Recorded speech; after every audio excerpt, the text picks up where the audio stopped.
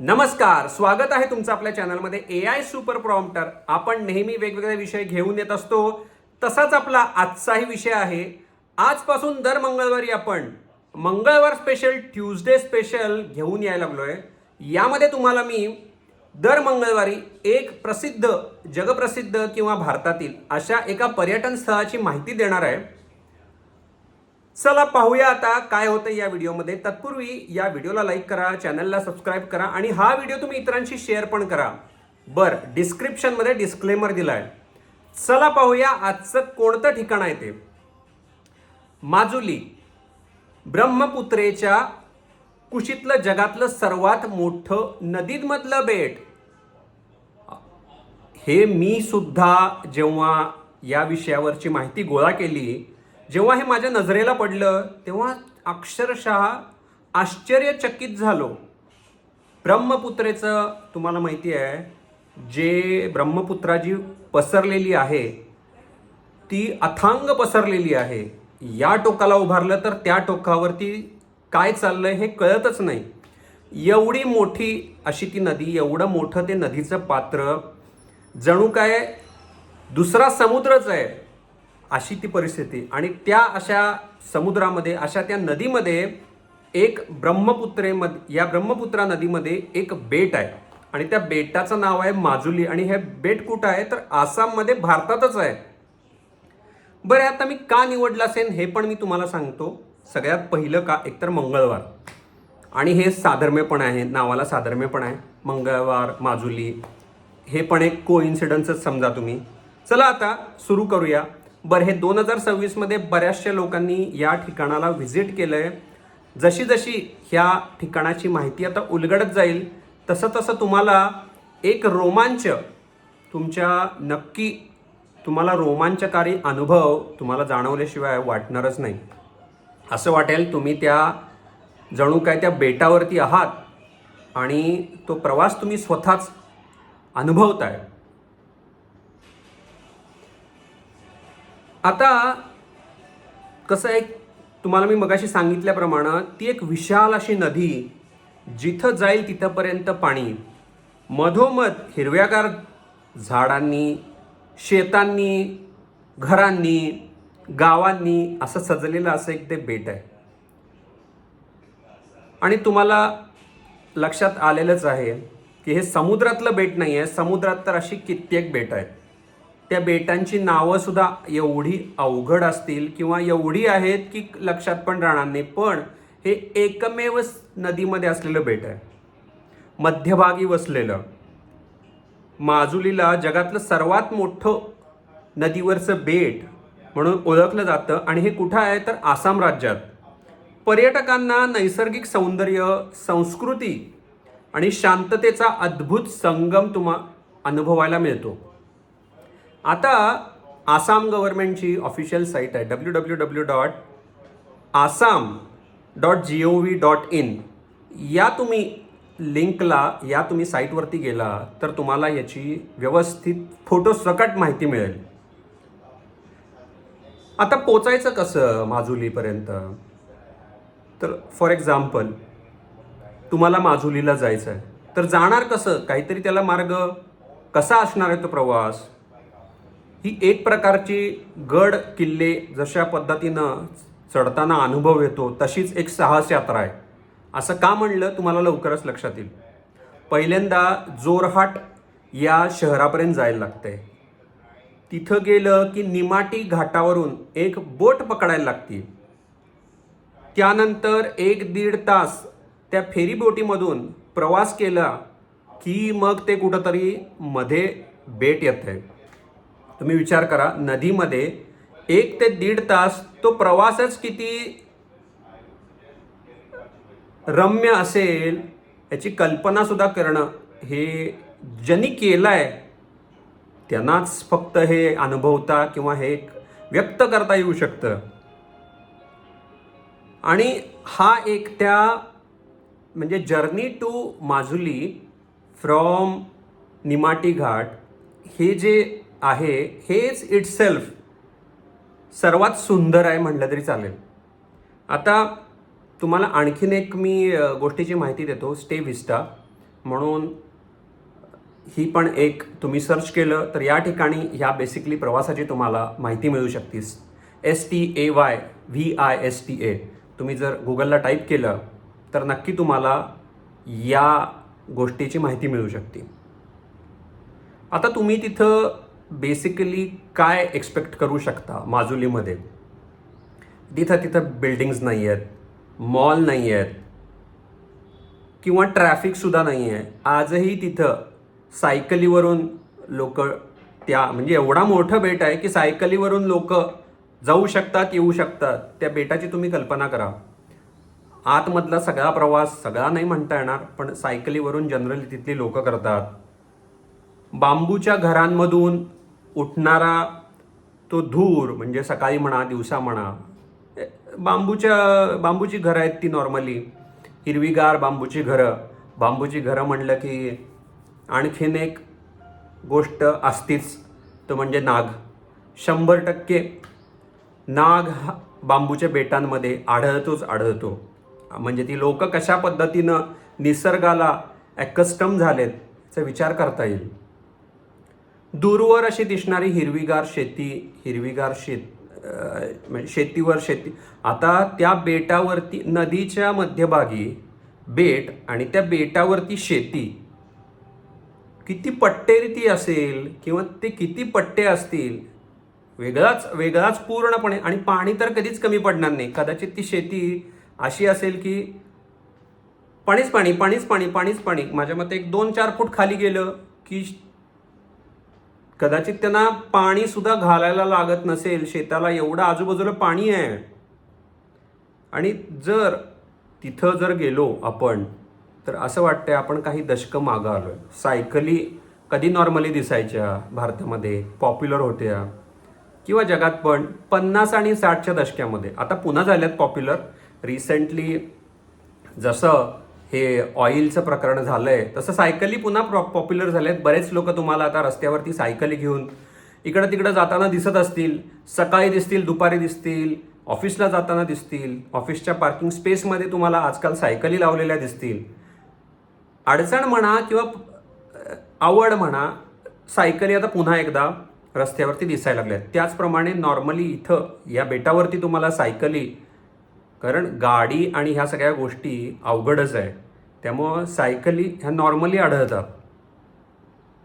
पुन्हा एकदा मगाशी तुम्हाला सांगितल्याप्रमाणे हे सगळी माहिती तुम्हाला स्टे विस्टा इथं तुम्हाला मिळून जाईल.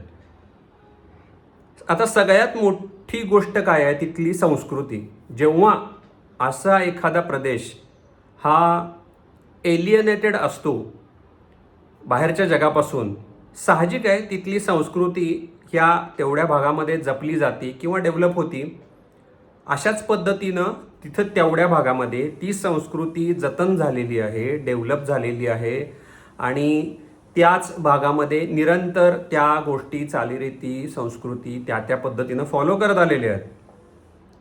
500 वर्षापूर्वी सुमारे महान संत श्रीमंत शंकरदेव यांनी तिथं वैष्णव या परंपरेचा प्रसार केला आहे. आता तिथंपर्यंत त्यावेळी जाणं किती अवघड असेल 500 वर्षापूर्वी, पण अशा ठिकाणी जाऊन या परंपरेचा प्रसार किती महान कार्य आहे. ते स्थापन केलेल्या त्यांनी सत्र नावाच्या धार्मिक आणि सांस्कृतिक केंद्रामुळं आजही त्याला वेगळी अशी प्रसिद्धी मिळाली आहे. येथील अनेक सत्रांमध्ये संगीत, नृत्य, कला, हस्तकला, नाट्यकला आणि अध्यात्म या परंपरा तिथं चालीरीती ज्या चालू आहेत ह्या सगळ्या जिवंत आहेत. म्हणजे 500 वर्षापासून तशाच गोष्टी फॉलो करत आलेत, तशाच गोष्टी जपलेल्या आहेत. आता ते सत्र जे आहेत, काही प्रसिद्ध अशी सत्र आहेत तिथली, त्या 2 अशी मी तुम्हाला नावं सांगतो. एक आहे ते म्हणजे दक्षिणपथ सत्र आणि दुसरं आहे ते म्हणजे अवनाती सत्र.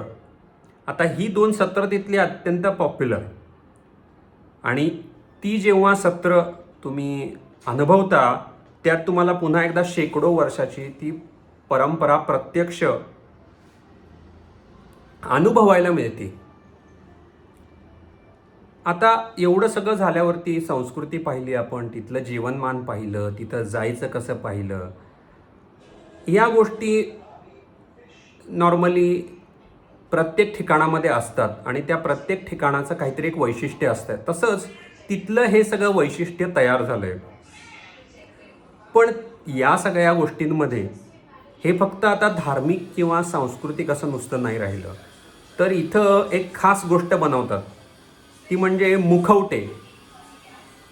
मुखवटे तुम्हाला माहीत असतील.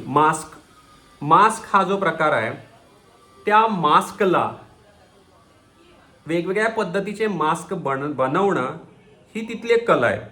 रामायण, महाभारत आणि विविध पौराणिक कथांमधले मास्क किंवा मुखवटे हे इथं हाताने तयार केले जातात. आणि हे जेव्हा मुखवटे तुम्ही पाहाल तिथं, तेव्हा तुम्हाला असं वाटेल की जणू काही आपण एखाद्या मूवीच्या सेटवरती आलोय. पुन्हा तुम्हाला सांगतो ते कुठं मिळेल. आता ही गोष्ट आहे, तुम्हाला विकिपीडियावरती जरूर या गोष्टीची माहिती मिळेल. माजुली मास्क्स असं म्हणून टाका विकिपीडियावरती, तुम्हाला डिटेल इन्फॉर्मेशन मिळून जाईल. आता तिथं काही स्थानिक जमाती आहेत, मिझिंग, देवरी आणि काही समुदाय हे तिथं शतकानुशतकं राहत आहेत. त्या बेटावरती काही समुदाय आहेत, या काही जमाती आहेत, त्यांना म्हणतात ओरिजिनल्स. हे जे ओरिजिनल्स आहेत तिथं, मिझिंग किंवा देवरी, यांनी त्यांच्या कला, त्यांनी त्यांच्या संस्कृती या जतन केल्या आहेत. घरं बांबूपासून बनवणं, सण, नृत्य, जीवनशैली या जमातींच्या थोड्याफार प्रमाणामध्ये वेगवेगळ्या पद्धतीनं आढळून येतात. आणि थोडंसं आता आपण पुढं गेलो तर निसर्ग, ऑफकोर्स निसर्ग हे तिथलं वैशिष्ट्य असणारच आहे. पुन्हा मी या गोष्टी रिपीट करतोय की एखादं बेट हे नदीच्या मध्यभागी एवढं मोठं असणं आणि त्याला जाताना 1.5 तासाचं अंतर, 2 तासाचं अंतर, आणि तिथं गेल्यावरती विदाऊट पोल्युशन, विदाऊट काही गोष्टी जेव्हा आपल्याला पाहायला मिळतात, तेव्हा बऱ्याच वेळा नॅचरल निसर्ग काय आहे याचं आपल्याला याची माहिती मिळते किंवा आपल्याला या गोष्टीला जवळून पाहता येते. सकाळी धुक्यामधनं बाहेर पडणारी सूर्यकिरणं किंवा शेतींमधून वाहणारा तो एक वारा, मंद असा वारा. विचार करा, फक्त इमॅजिन करा की नदीवरून, पाण्यावरून वारं येतंय झुळू झुळू झुळू वाहत. तुम्ही शेतामध्ये उभारलाय आणि त्या शेतामध्ये त्या नदीवरून वाहत येणारं वारं हे तुमच्या अंगाला झोंबायला लागले. कसं वाटेल? कल्पनाच करवत नाहीये.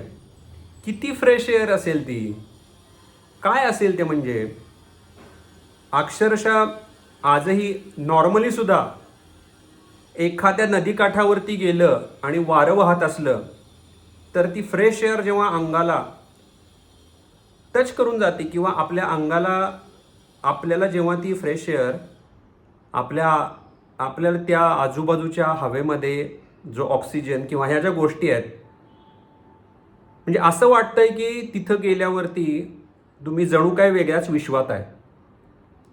कारण जेव्हा रस्त्यावरून आपण जात असतो किंवा ट्रॅव्हल करत असतो किंवा आणि काही गोष्टी अशा करत असतो, अशी नॉर्मली फ्रेश एअर मिळणं हे फार अवघड. आजकाल तर काही ठिकाणी ऑक्सिजन बूथसुद्धा लावलेत. फ्रेश एअर, पोल्युशनचं प्रमाण एवढं वाढलं काही ठिकाणी की ऑक्सिजन बूथ लावायची काही ठिकाणी वेळ आली. आता साहजिकच आहे, अशा सगळ्या गोष्टींपासून दूर जाण्यासाठी म्हणून जे प्रेक्षक किंवा जे पर्यटक या ठिकाणी जातील आणि जेव्हा त्या पहिल्या वाऱ्याचा किंवा त्या पहिल्या श्वासाचा अनुभव घेतील, कदाचित आतल्या फुफ्फुसांनाच कळणार नाही हे नवीन काय आहे, किंवा त्यांना वाटेल अरे बापरे असं पण काहीतरी असतंय. फुफ्फुसांचाच अनुभव वेगळा असेल, त्यांनी कधी आयुष्यात घेतला नसेल फुफ्फुसांनी, असा तो एक अनुभव त्या फुफ्फुसांना मिळून जाईल. संध्याकाळी त्या ब्रह्मपुत्रेवर पडणारी सोनेरी सूर्यास्ताची किरणं, विचार करा. आपण बरेच लोक समुद्रसपाटीवर जातात आणि समुद्रसपाटीवरती जेव्हा तो सूर्य त्या समुद्रात जणू काय असा एक आभास होतो की सूर्य समुद्रामध्ये खाली खाली चालला आहे आणि बरेच जण समुद्रावरचा सूर्यास्त पाहण्यासाठी आवर्जून जातात. तशाच पद्धतीनं ही एक घटना आहे की नदीमध्ये सूर्य बुडतो. जसं समुद्रात सूर्य बुडतो तसं नदीमध्ये सुद्धा सूर्य बुडतो आणि हे पाहता येतं माजुलीला. कॅमेऱ्यामध्ये तर दृश्य कैद होतच होतं, पण डोळे भरभरून पाहण्यासारखं हे तासनतास दृश्य. हां, ऑफकोर्स की सूर्यास्त हा फार वेळाचा नसतो नॉर्मली, पण तासनतास तिथंच बसावं, तेच अनुभवावं हे सगळ्यांना वाटत राहणार. हिवाळ्यामधलं तर दृश्य हे वेगळंच आहे. हिवाळ्यामध्ये एक पाऊस पडून गेल्यावरती सगळीकडं ग्रीनरी असती, हिरवळ असती.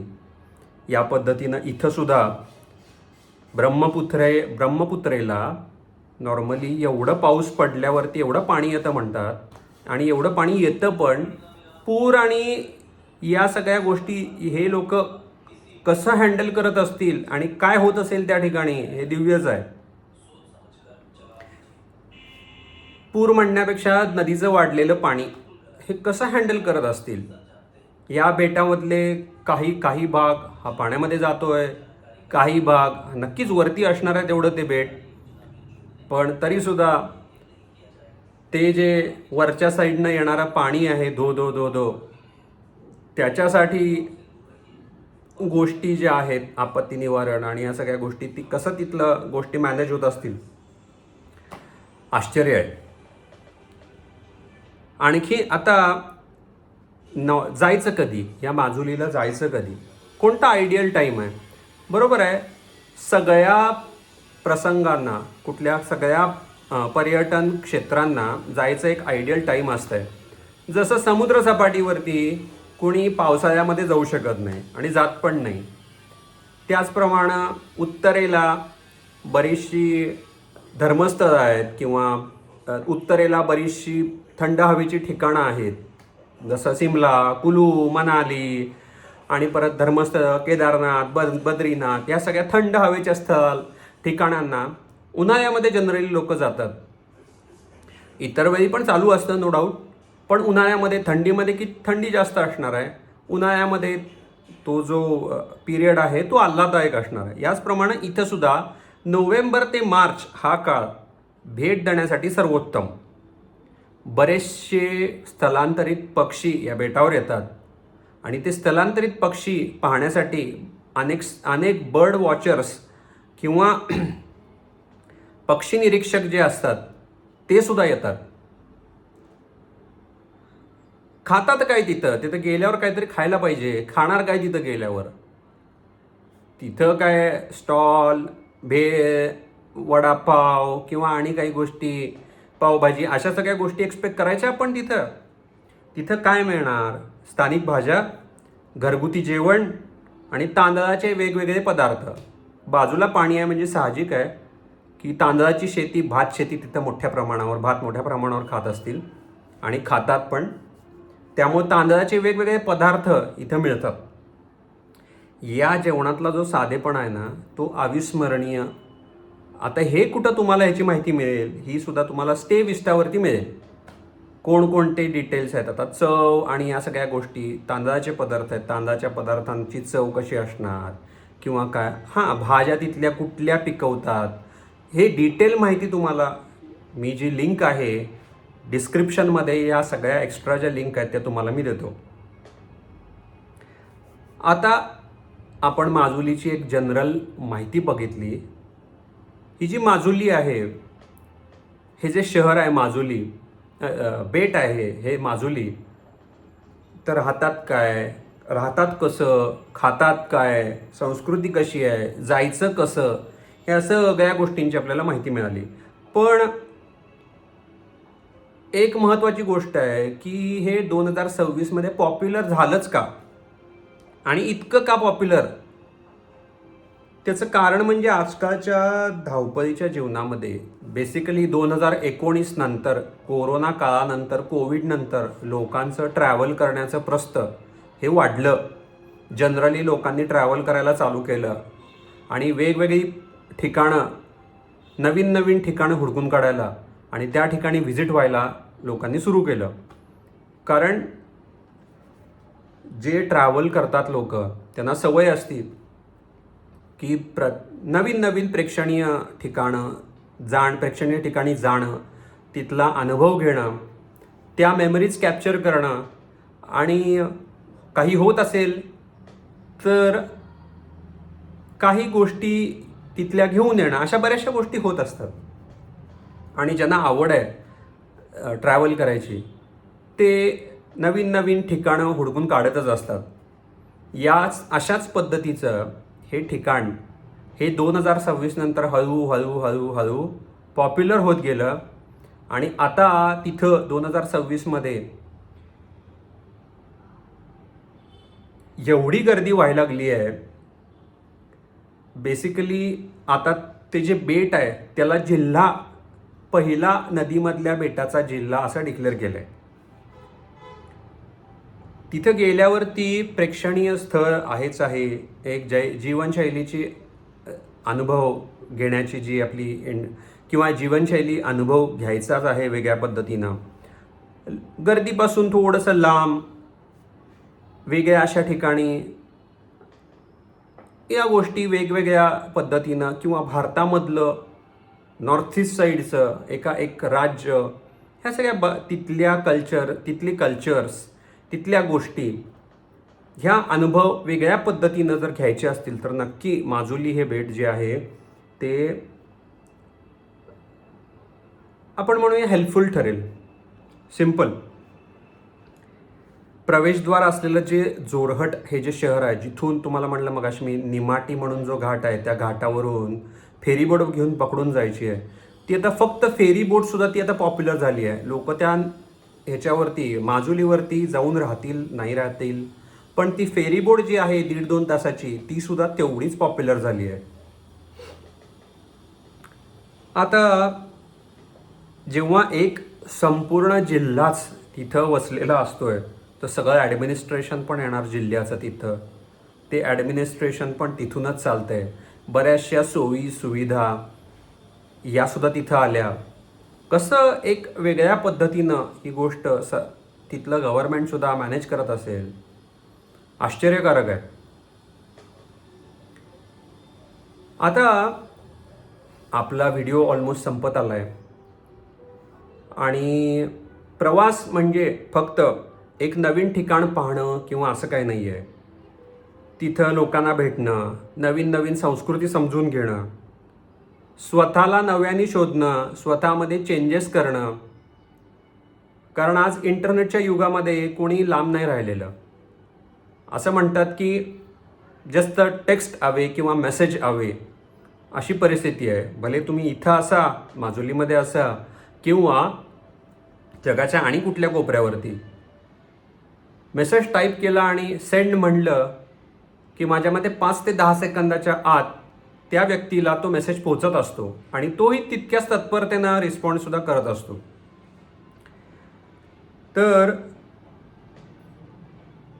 आता जेव्हा आपण पुन्हा एकदा पुढं आपण आणखीन काही इंटरेस्टिंग ठिकाणाची ओळख करून घेऊयाच, पण इथं हे ठिकाण आपल्याला आणखीन काय शिकवेल तर नदी आपल्याला शांतपणे पाहायला किंवा वाहायला शिकवते. निसर्गात साधेपणा आपल्याला मिळेल, आनंद पण मिळेल आणि स्थानिक लोक जी आहेत ती अशा आयसोलेटेड ठिकाणी कशी राहतात हे अनुभवायला पण मिळेल जर तिथं राहिलो तर आपण. आणि आपण सुद्धा असं कसं राहायचं हे सुद्धा कदाचित विचार करता येईल.